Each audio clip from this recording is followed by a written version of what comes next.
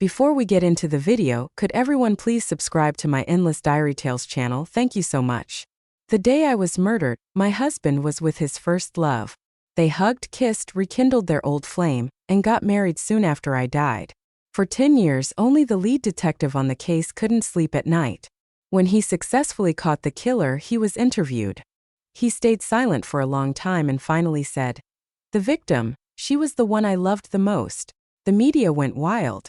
When I woke up again, I was 20 years old, and he was still the cool, handsome student at the police academy. I tried to climb over the wall but got caught. "What are you doing?" I jolted. "I am here to confess my love." "Sarah, wake up. You're going to be late for your date." My roommate shook me awake, and I was still thinking about the scene of John being interviewed. "Ryan has called you several times already." I was stunned for a moment. This seemed like the day I went on my first date with Ryan when I was 20. The phone rang again. It was Ryan. "Sarah, what are you doing not answering your phone? I thought you were dead." A sharp memory like a blade cutting my throat came to mind. "Why aren't you talking? Are you mute?" He was always rude to me. If he hadn't just broken up with his first love, I wouldn't have had a chance to date him back then. I was infatuated with my childhood crush, Ryan. I lowered myself to the dirt, licking his boots just to marry him. I thought I had finally made it, but on the day I died on the street, he rekindled his old flame and quickly remarried after my death. Seeing that I still didn't respond, Ryan sneered and hung up. I sneered back. Given a second chance, I wouldn't make the same mistakes again. I sat up suddenly. Back then, it was because of my date with Ryan that I got to know his classmate at the police academy, John. If I didn't go to this date now, would I miss my chance to meet John in my past life? John was the only one who truly loved me. I couldn't miss out again. I got out of bed, left our medical school, and ran over to the neighboring police academy. The police academy had a closed management system. I needed a student to bring me in. I called Ryan several times, but he didn't pick up any of them. Missing this chance, who knew when I'd get to meet John? I paced outside the wall and looked up to see an iron fence. It was shorter here than elsewhere. Without much thought, I rolled up my sleeves and started climbing. Just as I was about to jump off the wall, a loud voice shouted from behind, "What are you doing?" I froze and looked back. A group of tall boys, all in black short sleeves and crew cuts, stood behind me. The one in front had a high nose and piercing eyes staring right at me. My breath caught. In my past life, after catching the killer, he faced the camera in his police uniform and stayed silent for a long time. Even though he was only in his 30s, his hair was already graying. Finally, he opened his mouth and said something that shocked everyone. "The victim. She was the one I loved the most." And now here he was frowning at me. I jumped down from the wall, fumbling under. I blurted out what was in my heart without thinking. "I am here to confess." As soon as I spoke, the boys behind him laughed. "Confess to who? I recognize her. Isn't she Ryan's childhood friend?" "Quiet," John interrupted them and looked at me. "Take her to the security office." "But I am here to confess to you." Everyone fell silent for a few seconds. Then the place exploded. But I still ended up in the security office. A patrolling teacher had seen me speak clearly. "How did you get in and why are you here?" The teacher, in his police uniform, looked at me sternly. "Sorry, sir, I was too nervous to speak." The teacher frowned. "Which school are you from? ID number? I'll contact your school." John, who had been standing at the door, pushed it open. "Sir, she's my friend. She couldn't reach me, so she got in on her own. I'll accept any punishment." He took all the blame himself. I hurried to deny it. "No, it's me." John reached out, pushing me aside. The teacher's eyes moved between the two of us. "John, you're an excellent student here at the police academy. Even if you're in a relationship, you've got to handle it properly." He didn't deny it. He immediately understood. "I'll go report to my captain." "All right." The teacher turned away to drink tea while John quickly dragged me out by the neck. Once we were out the gate, he let go. As he turned to leave, I grabbed him. He looked down at me, frowning. "If you don't let go, I'll explain yourself to the security office." I instantly let go. "John, I came to." "No thanks," he said, stunned. "First, I don't know you. Second, we have no connection." He paused. The person I like wouldn't need to confess their love first. Then he turned and left. I stood there frozen. He was right. Right now we were just strangers. I suddenly remembered everything from my past life. My interactions with John were all intertwined with my complicated love saga with Ryan. Back then, I saw John as a silent, serious, no-nonsense tough guy. Compared to Ryan's lean frame, John was muscular, tall, had tan skin, and loved black clothes. Later, he and Ryan both joined the police force. John became Ryan's captain, and we still just nodded to each other. The turning point came during a hospital stay. I was already working at the hospital, and John got injured on duty and was admitted there. To curry favor with Ryan's boss, I brought homemade food for John every day and paid close attention to his recovery. I ended up chatting with him every day for 2 months straight, rain or shine. Back then, my heart was completely devoted to Ryan, so I didn't care about any other guys. Naturally, I didn't know that these caring gestures touched the inexperienced John. But not long after, I told him I liked Ryan. In this life, all I wanted was for him to reciprocate my feelings. He stayed silent for a long time. If I liked someone, I wouldn't make her confess her feelings first. I didn't notice the sadness in his eyes. I only knew that from then on, whenever Ryan treated me badly, John would step in and sternly tell him off, not caring if it was over. I thought he saw me as a friend. But on the day Ryan and I got married, he didn't show up. Then I met a tragic end in the streets. My husband, also a detective, rekindled his love with his first flame, quit his job and traveled the world with her. Only John couldn't sleep night and day. He found commonalities in other cases, combined them, and finally caught the killer. My soul wandered the world for 10 years. My last memory was John accepting an interview and expressing his feelings for me. When I opened my eyes again, I was back to being 20. Everything was still possible. But now, eager to express my feelings to him, things backfired and went wrong. In the evening, I tossed and turned in bed. Ryan called again. "Sarah, I'm drunk at the karaoke. Can you come pick me up?" His voice was weak and pitiful, nothing like his mean streak during the day. I froze, suddenly recalling a similar event from my past life. He tricked me, saying he was drunk and needed a ride. Anxious, I got there in my pajamas, only to find him perfectly fine, laughing and telling his friends, "See, I told you she'd drop everything and come." I stood at the door like a dog for people to gawk at, without any dignity. Why did this trick happen ahead of time? Now, as I was puzzling over it, I suddenly heard someone on the other end saying, "She even confessed to John today." Making Ryan call her wasn't hitting John in the face, was it? What do you say, John? My heart skipped a beat. John was there too. The refusal hovered on my lips, but instead I twisted a smile. "Sure, wait for me." Ryan's tone brightened. "Great." After hanging up, I dialed another number from memory. A deep male voice answered. "I'm the girl who confessed to you today. My name is Sarah." Without waiting for his response, I continued. "Now you know me and we'll start crossing paths.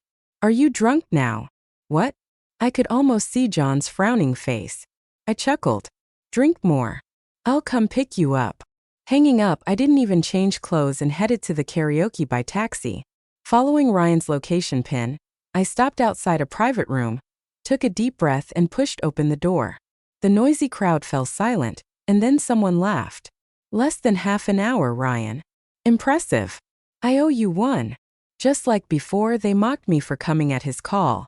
But this time, in a dark corner of the room, sat a tall figure calmly holding a drink. I grabbed a bottle and walked to Ryan without emotion. His expression changed. "Sarah, what are you doing?" "Trick me," he sneered. "I didn't force you. You came on your own." He looked at the bottle in my hand. "What, you want revenge? We're both willing. Why make it so ugly?"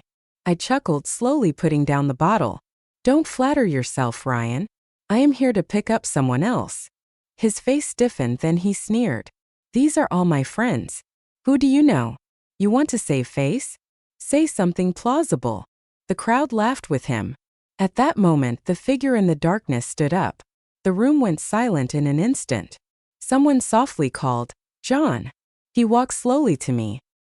He closed his eyelids and glanced at Ryan, then turned to me. "Let's go." As the door closed, I heard a bottle shatter and people desperately pulling Ryan away to cool him down. Following John, I stepped out of the karaoke. The city had entered autumn. After a rain, the night breeze felt biting cold. I unknowingly shrank my neck. At an intersection, the figure in front suddenly stopped. I almost ran into him. Under the streetlight, John looked down at me, his features deep in the shadows. "Sarah, this makes me uncomfortable." I froze, quickly grasping his point. He didn't like my forwardness. Frustration surged. Despite living another life, I still lacked rationality in dealing with emotions. Acting on impulse, I made mistakes. After saying this, John put his hands in his pockets and strode forward. But our schools were next to each other, and there was only one way back. I had no choice but to trail behind him, keeping a considerable distance.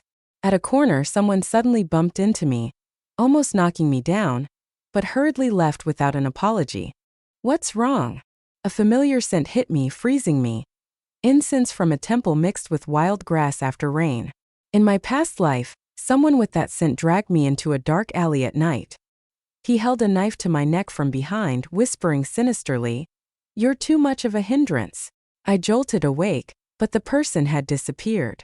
I looked at the dark alley nearby. It was long and pitch black. Fear crept from my spine to my scalp, numbing it. I ran to John and grabbed him. "John!" He seemed to have run out of patience, frowning as he looked at me. "What do you want?" Maybe my terrified expression was too intense. John hesitated. I pulled him towards the dark alley. "Someone's in trouble there. Did you see?" "I didn't, but I'm sure someone is." He stopped me. "Sarah, using this excuse is pointless." I shook my head desperately, almost tearing up. "Believe me.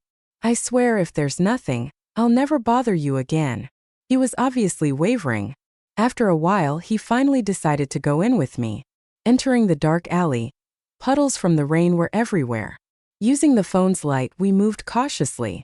The walls on either side were covered in moss, and nothing else seemed there. Did I guess wrong? I looked at John, his expression growing more solemn. "Maybe we should head back," I suggested. He suddenly moved deeper into the alley, revealing a hidden path. And there, deep inside, lay a woman covered in blood. I quickly ran forward and checked her carotid artery. She still had a pulse. There was a wound on her chest, bleeding profusely. "She is still alive. Call an ambulance." After saying that, I took off my jacket, pressed it on her wound, and tried to stop the bleeding. Soon, the sound of sirens pierced the night. The injured woman was rushed to the hospital. After emergency treatment, she was out of danger. John and I went to the police station to make a statement. Both in my past life and now, I couldn't see the attacker's face clearly. In my past life, at John's press conference about hunting down the perpetrator, I was reborn before I learned the attacker's identity, so besides providing the man's peculiar scent, I had no clues. As we walked out of the police station, John couldn't help but ask, "How did you know someone was hurt?" "Just a hunch." I tried to change the subject. "How did you know there was a small path behind the alley?" "I smelled blood." We both fell silent. After a moment, he broke the silence. "Sorry, I shouldn't have doubted you." I scratched my head. "It's normal to doubt me after what you heard." Things got quiet again. We walked side by side for a bit before he spoke again. "Sarah, you're not quite like I imagined."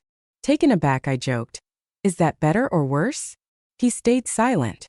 "If you don't say anything, I'll assume it's better." The night wind rustled the fallen leaves. Eventually, he looked up. "I'll walk you home." News of the violent attack quickly spread. Everyone in the college town was on edge. As I walked out of the lab building, I noticed from afar a figure in a white dress. I froze, a chill running through me from head to toe. It was Bella, Ryan's first love that he couldn't forget. She was also the one with whom Ryan was kissing when I died tragically on the street. To win Ryan's love, I once tried everything to mimic Bella. Copying her expressions, her style. She applied to medical school, and I followed just to be closer to Ryan. Now it all seems so pathetic and laughable. I still remember when my soul floated next to them. They were in the hotel together. She asked him, "Aren't you afraid your wife will find out?" "She loves me to death." Absolutely impossible. "Even if she did, so what?" "Yeah, even if she finds out, she loves you enough to forgive you." With tears, they smiled with contempt. Even though my heart had stopped, I felt a tearing pain in my chest. I screamed and wailed, but they couldn't hear me. After my death, Ryan pretended to be sad for a bit. Before the funeral was even over, he moved in with Bella. He even quit his police job for her. When Sarah? A voice broke my thoughts. Bella walked towards me. I heard you went to Ryan's party at the KTV the other day. I wasn't surprised she knew. She always had feelings for Ryan. Their breakup had been out of pride and stubbornness. Since I was his childhood friend and had always liked him, she naturally paid close attention to me. I didn't want to explain much. He probably couldn't find anyone else to go with him. She misunderstood and tried to prove something to me. We broke up, but he kept messaging me and sending letters. When a man is deeply in love, it's hard to resist. I looked at her expressionlessly. Really? She tried to hide a triumphant smile. I struggled for a long time but decided to give him another chance. She pointed outside the school gate. We're meeting in the city center today. I frowned. But today isn't a day off, right? On non-holidays, cadets can't leave campus. She boasted. As soon as he heard I was willing to meet, he immediately asked for leave. Her attitude implied she was more important to him than I. Was I smirked? So much for grand love. Well, have fun. Just as I turned to leave, Bella suddenly looked into the distance. Ryan, I'm here. I turned back to see Ryan. He was surprised, clearly not expecting me since John and I left that day. Ryan had bombarded me with messages questioning our relationship. I didn't reply to any of them. Finally fed up, I blocked him. Seeing him now, it was clear he wanted to confront me about the block but held back because of Bella. I maintained a nonchalant demeanor throughout. Bella didn't see my expected frustration, nor did Ryan see my usual longing. They were both clearly surprised. I raised my chin and turned away. Later that night I got a call.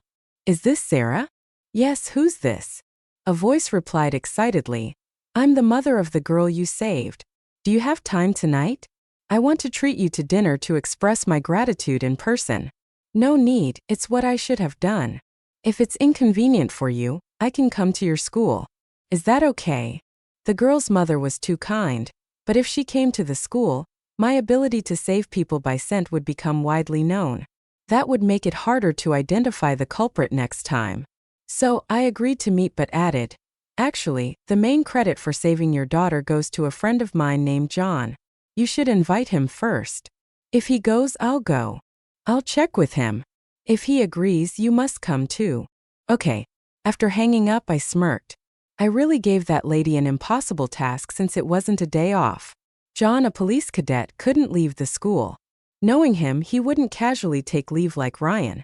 Busy until the evening, my phone buzzed. It was a text message. When I saw who the message was from, my heart skipped a beat. I'm at your school gate. I slowly typed out a question mark. The reply came in an instant. Leaving in 5 minutes. I jogged to the school gate, and from a distance I saw John standing under a streetlight. He was dressed in black from head to toe, looking strong and upright. Restlessly I asked, "Where are we headed?" With a puzzled look he said, "Didn't that girl's mother invite you?" I didn't agree to go. He fell silent. Slowly I caught my breath again. "Did she tell you I'd go too?" He nodded in acknowledgement. He seemed unexpectedly pure, so I couldn't help but tease him. "So you took time off just for this?" Worried about me walking alone that night. He turned away. I chased after him. "I was just kidding. Don't be mad." The banquet was at a high-end restaurant. The girl's mother, with red-rimmed eyes, expressed her gratitude to us and offered many valuable gifts, which John and I both declined. After all, attending the banquet was just fulfilling a mother's wish. On our way back, John discussed the case with me. According to that lady, her daughter didn't have any enemies, so the perpetrator likely chose her at random. I nodded, agreeing with him. He continued, "You said the suspect came out of the alley and walked in the opposite direction from us. Assuming he's the killer wanting to avoid surveillance, he has two choices. Either head to a more secluded area or blend into a crowded place. I remember there's a side gate to your second campus in that direction." I was taken aback. "You mean he might be a student at our school?" "It's possible," he said. We exchanged looks, and from each other's eyes we understood the same idea. At the scene of the incident, We walked along the path the culprit might have taken towards the second campus side gate. Along the way, it was easy to evade the surveillance if intentional and blend in with the students at the school gate. John and I stopped by the roadside, both looking serious. If the perpetrator was indeed a student, the consequences could be dire. I looked around for the nearest surveillance but accidentally stepped back and lost my footing. I started to fall backward. A strong hand swiftly caught my waist and steadied me forward. I fell into a firm embrace. The faint scent of sweat mixed with strong pheromones filled my nose, making my ears burn. Instantly, I raised my hand to gently push away. But then a voice bellowed from behind. "What are you guys doing?" John and I turned around simultaneously. Ryan was not far away, looking furious. Behind him was Bella, looking grim. The arm supporting my waist suddenly tightened. I instinctively looked up, and John coldly asked, "What's it to you?" Ryan got even angrier. "John, she's my childhood sister. Now you're getting handsy with her? You think this isn't my business? A childhood sister can't date." Hearing this usually serious guy talk about dating made my heart skip a beat. Ryan's face twisted with anger as he approached and grabbed my wrist. "Come with me." But John easily pushed him away. The two glared at each other, the tension thick in the air. Just then, Bella gave a sudden yelp and collapsed to the ground. Ryan snapped out of it and quickly turned around. "What happened?" she tearfully said. "I twisted my ankle. I'll carry you to the hospital, okay?" The absurd drama ended with Bella on Ryan's back, shooting me a vengeful look. Once calm returned, John let go. "Are you all right?" I shook my head. The air became quiet again. I wanted to ask what he meant by dating earlier, but after trying for a long time, I didn't bring it up. It might just be his way of not tolerating Ryan and siding with me. Revealing it now would only make things awkward. John suddenly spoke. "Earlier, thank you for trying to help me." He paused briefly. "No problem." Time passed, and the violent incident gradually faded, and the campus returned to its usual calm. Since that night, John and I kept in touch, but our conversations were mostly about case developments. It was rare to talk normally, so I didn't dare to be as forward as before. From past experiences, he seemed to prefer a slow, steady buildup of feelings. Meanwhile, Ryan, possibly dissatisfied with my sudden change in behavior, kept reaching out to me using different numbers, and even sent apologies through mutual friends. I treated all of it as junk and threw them away. What he didn't know was that whenever he contacted me, Bella had flaunted in my face, so he wasn't genuinely remorseful, just upset that his long-time infatuation was now losing interest. I left all that behind and focused on building a relationship with Captain. At noon, I went to the cafeteria and saw Bella again, but this time a different guy was by her side, diligently attending to her. I narrowed my eyes, finding him somewhat familiar. After some thought, I remembered his name, Jack, Bella's college admirer. My memory of him was faint, but I remembered his name because it was the same as a classmate from elementary school. But I recalled that Bella didn't give him a chance before. Why were they eating together now? Regardless, it had nothing to do with me. I took one glance and resumed my lunch, but Bella noticed me.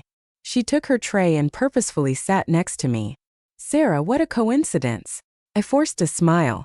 "It's the school's only cafeteria, so yeah." Then Jack joined, taking a seat next to me. As he passed by, my hand holding the chopsticks suddenly stiffened. It was that familiar scent, the smell of temple incense and grass mixed with the aroma of cafeteria food. It was hardly noticeable, but that scent was etched into my bones, unforgettable. I pretended to be calm as I looked at the guy in front of me. He slouched his shoulders, wore glasses, and his slightly long bangs covered his eyebrows, making it hard to read his expression. But I could feel his affection for Bella. In a flash, I suddenly remembered what the killer had said to me before I died. "You're too much of a nuisance." I had thought about all the people around me who might say that, but I never expected it from him. Since we had no interaction, the reason he found me bothersome was just because I was in the way of his goddess's pursuit of love. Thinking of this made my back go cold, and a fire ignited in my heart. Was my mere existence annoying enough to make me need to disappear from this world for those two scumbags? "Why are you shaking?" Bella suddenly asked. I snapped back to reality, realizing my fingers had been trembling. "Nothing," I said, losing my appetite and picking up my tray to leave. Bella stood up and followed me. Without Jack around, She immediately showed her true colors. Sarah, don't think you're the only one who can play these kinds of tricks. I was taken aback. What? Keeping a backup guy, deliberately making Ryan jealous, directing all his attention towards you? So you gave Jack a chance just to make Ryan jealous. Exactly. I felt a cold sneer inside. Did she even realize what a stupid thing she was doing, using a murderer as a backup? How could you? Do you even know what kind of person Jack is? She was taken aback. What kind of person he is has nothing to do with you. You're right, it doesn't concern me. I'm just being kind and reminding you to be careful you don't get burned. She sneered. Sarah, don't think I don't see through your intentions. You're saying this just to make me back off. Rest assured, for every backup guy you keep, I'll do the same. My mouth tightened. Please stop calling him a backup. John and I are clean, unlike you with your dirty thoughts. After saying that, I glanced at Jack, who was looking over, then turned and left. You can't reason with unreasonable people. Everyone has their own fate. How she ends up has nothing to do with me, but the criminal must be punished. I won't let him get away. I took out my phone and messaged John. I think I found the criminal. John and I met at a cafe. It was the weekend and the place was filled with dating couples. Before we even got our coffee, a couple at the next table was already making out. I felt all sorts of awkwardness, unable to sit tight. John, however, seemed completely unbothered, focusing on discussing the case with me. So, you identified the killer just by the smell? Although the scent was faint, I caught it instantly. But the victim girl didn't mention any distinct smell when she woke up. Are you sure you didn't mistake it? I shook my head vigorously. No way. As soon as I said that, people around us started looking our way. I realized my voice had been quite loud due to agitation, but I could never forget the scent I smelled before I died in my past life. However, just going by the smell without evidence was hard to convince people. John stared at me. When I thought even he didn't believe me, he suddenly said, "Let's investigate Jack first." I was taken aback. "You believe me?" He responded. "Naturally, why wouldn't I?" I stared at him, speechless. So this is what it feels like to be trusted. In my past life, I never experienced this from Ryan. At that moment, John suddenly put his hand on my shoulder and turned me halfway around. I looked up, confused, and saw his ears turning red. From behind, I heard the intimate sound of kissing, and I understood his actions. So he really hadn't seen it earlier. I deliberately asked, "What's wrong?" "Nothing. Is there something behind us you shouldn't look at?" "No, but I think I heard kissing noises." John's ears reddened more, and his gaze had a touch of undetectable annoyance. Fainting ignorance, I pressed. "Have you never kissed before? As it turns out, you should quit while you're ahead." A perfectly good date I ruined with my big mouth. Fortunately, John still remembered our promise. Despite lacking evidence, we started investigating Jack. During the investigation, I was surprised to find out that Jack believed in Buddhism. Besides fawning over Bella, he didn't have any particular hobbies. He would just sit on the lawn and daydream whenever he had free time. These discoveries thrilled me because it explained why he had the scent of incense and grass on him. But scent can't serve as evidence. We needed more supporting facts. This case left no biological evidence, and there were no surveillance tapes at the police station. If we reported it to the cops now, it would only alert the killer. So I decided to observe him secretly, hoping to find some clues. But Bella noticed my actions. She thought I was going to reveal her true intentions to Jack, so she tried desperately to stop me. I don't think telling Jack nonsense will change his feelings for me. He is much more devoted than you think. I found it puzzling you think stringing Jack along will make Ryan care more about you. Her eyes lit up. Let me tell you, Ryan cherishes me so much. Now, you pretended to advise me about Jack, but I see through it. Jack is just a way to make Ryan value me more. Sarah, you should know since you did this yourself, right? I honestly didn't think she believed I was trying to prevent her from keeping a backup guy, and I didn't expect this trick to work on Ryan. Speaking of which, Ryan hadn't bothered me recently. It seemed Bella completely held his attention. I enjoyed the piece thinking this. I gave Bella a look of deep sympathy. The men entangled with her. One was a cold-blooded killer. The other a heartless jerk who cared only about competition. What a pity. What kind of look is that? Bella asked. Nothing, just thought you looked pretty good today, I said. Then I turned and left. Take care of yourself. The investigation into Jack was still ongoing. Every night, I discussed his motives and movements with John over the phone. We were searching for any clues that could serve as evidence. Another weekend came and I met John at the cafe again. It started pouring outside. I grabbed an umbrella and headed out, but before I could leave the campus, I ran into Bella. She looked a bit worn out. I was planning to ignore her, but she approached me. Sarah, I stopped. What's up? She bit her lip, looking hesitant. Did you know something about Jack? I froze. She hesitated for a long moment before speaking. I saw Jack's diary. He seems. My heart skipped a beat. If there was something in it, couldn't it be used as evidence? What kind of diary? I asked. He drew lots of stick figures and kill all over it. My excitement cooled down a bit. If it wasn't written evidence, it might be hard to use it in court. But at least it showed Jack still had many secrets we didn't know. Did you see anything else? No. All right, I gotta go. Sarah, she called after me again. Are you hiding something from me? I know we have our differences, but we can't joke about life and death. Let's bury the hatchet, and you can tell me everything you know. I couldn't help but sneer inwardly. Why should I bury the hatchet with you? And why should I tell you everything I know? Because your secret crush killed me. The questions dripped in blood, stabbing at every nerve in me. I didn't want to deal with her anymore, so I turned away. On my way to the meeting, I texted John.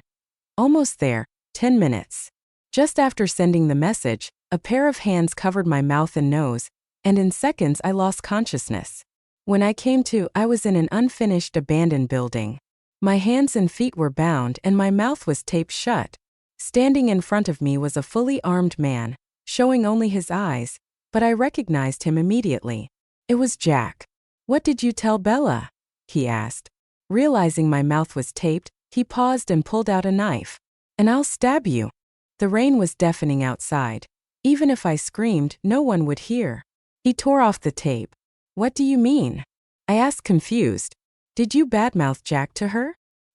He suddenly stopped, seeming to realize he had revealed his identity. He ripped off his mask and screamed. Bitch, did you badmouth me to her? The knife pressed against my skin. The nightmare of being stabbed flooded back, choking me as I frantically shook my head. Then why is she suddenly distant? You've been watching me closely. Tell me, did you find something to tell her? In a flash, a plan formed in my mind. I would never badmouth Jack to Bella because the boy I like likes her. If she's with you, I can be with that boy. You can ask around. It's true. That boy is Ryan, my childhood friend. I've liked him for years. Desperately trying to make him believe me, I explained frantically. Slowly, he seemed to calm down. I know Ryan, he murmured. He's her favorite, so you should understand. We're on the same side. If Ryan and I are together, you can be with Bella, right? After the intense fear, I found a strange calm. I slowly coaxed him. You should let me go now, and we can work together to break them up. That seemed to strike a chord in Jack. He suddenly stood up and ran outside, but he didn't untie my bonds. I was stunned for 2 seconds and then tried to break free from the ropes, afraid he hadn't gone far. I didn't dare make a sound, but the knots were intricate and I couldn't break free. Just then someone touched me from behind. I jumped in fright but then saw it was John. My heart, which had been hanging by a thread, suddenly felt a sense of relief. Tears stung my eyes. How did you find me? I'll explain later, he said. He bent down to untie me. Then we heard footsteps approaching again. John and I exchanged glances, and he hid just inside the doorway. I immediately understood his plan. When Jack approached, I'd tackle him from behind. But this time Jack stood outside the door, not coming in. Did he realize something was up? As my mind raced, he spoke up. I'm sorry, I can't let you go. If only we had talked before I tied you up, we could have been allies. But now I've kidnapped you and you know my secret. If you get out, you might call the cops, so I can't let you go. With that, he approached step by step, knife in hand. I looked at him in terror, shaking my head, desperately trying to draw all his attention. Just as he stepped through the door, John lunged forward, pinning him to the ground. Using his larger size, John tried to wrest the knife from Jack. But just then, Jack twisted desperately. Watch out, I yelled. The knife slashed across John's hand. Flying 10 feet away, taking advantage of John's pain, Jack broke free and bolted. John cursed under his breath and, ignoring the blood on his hand, picked up the knife and cut the ropes binding me. I tore a piece of fabric from my clothes to bandage his wound, and we left the place together to call the police. Now, even without evidence for the previous assault case, Jack would get arrested for kidnapping me. We left the abandoned building. I asked, "How did you find this place?" "You told me to wait for 10 minutes, but I waited 15. I went looking for you and found your phone on the way. I knew you might have been kidnapped and the likely culprit was Jack. He has no properties around here and no means of transport. Kidnapping an adult, he could only hide in the nearby abandoned buildings, so I came here. Smart, thorough, definitely someone fit to be a police captain." Jack ran away. "Do you think he'll hurt anyone else?" "I had already contacted the police before coming here. He's probably been arrested by now." Despite that, when we went to the nearest campus clinic to wrap our wounds, we heard news of someone threatening to jump off a building. We exchanged a look and immediately started running. There was already a crowd of students gathered below the teaching building. I looked up and saw Jack standing on the rooftop, driven to the edge. It's not surprising he thought of jumping to end it all, but he was holding Bella, who was trembling. Jack was yelling something, and when I listened closely, it sounded like he was insisting Bella jump with him. The police arrived along with Ryan. After explaining the situation to the officers, they began devising a plan. One team would keep Jack calm from the front while another team, with firefighters, would go around back to rescue the hostage. Jack seemed to sense the police's intentions as they got closer. He pulled out a knife and pressed it against Bella's neck.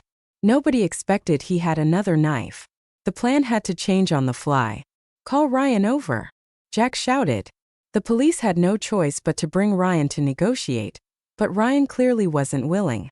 He kept a very safe distance. "Ryan," Jack called, "don't you love her?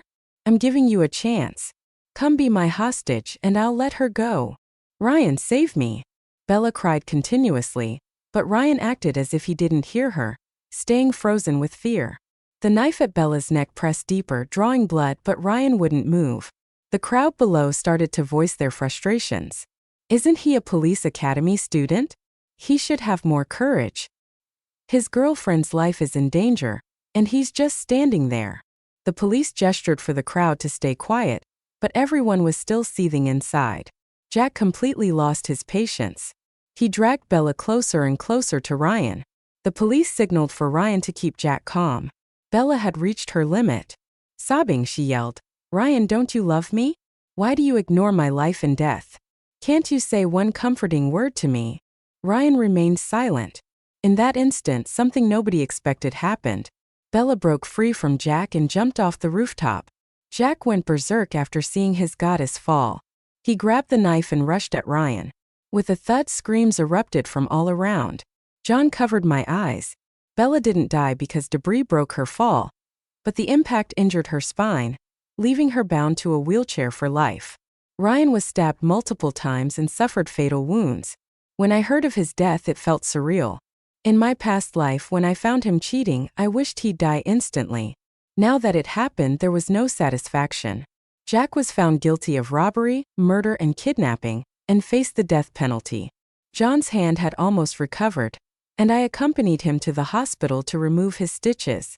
As we waited in the hall, sunlight streamed in, bathing his profile in a warm glow. For a moment, it felt like I was back in the past, chatting with him at the hospital. Back then, I never thought missing this man would be my greatest regret, so I started to speak. "John," he turned his head, his face in the sunlight matching my memories. "Do you remember what I said to you when we first met?" He stayed silent. As I was about to repeat it, he suddenly spoke. "I came to confess to you." I laughed. "Exactly. No, I'm not repeating your words. That's what I wanted to say to you," he said, each word clearly. "Sarah, I came to confess to you." I found myself speechless, my cheeks flushing hot. This usually serious, stern man could say something like that. As I stood there flustered, he leaned in slowly, his tough features softening with a smile.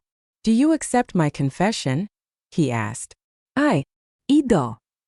He abruptly pulled me into his arms, whispering in my ear, You asked if I've never kissed anyone, right? My ear tingled and my cheeks felt like they would explode. He breathed teasingly. The answer is no. So do you want to try with me? I couldn't stand it anymore and buried my face in his chest, pounding his muscles, laughing. He grabbed my hand. All right, I won't tease you. We have plenty of time in the future. After getting his stitches out, we walked out of the hospital into the setting sun. He walked beside me, gently holding me. Suddenly, he asked, "Why were you climbing the wall to get into our school back then?" "To confess to you. You coincidentally met me." Yep, just like that, we shared a smile and kissed each other under the sunset. In this life, I finally got my wish.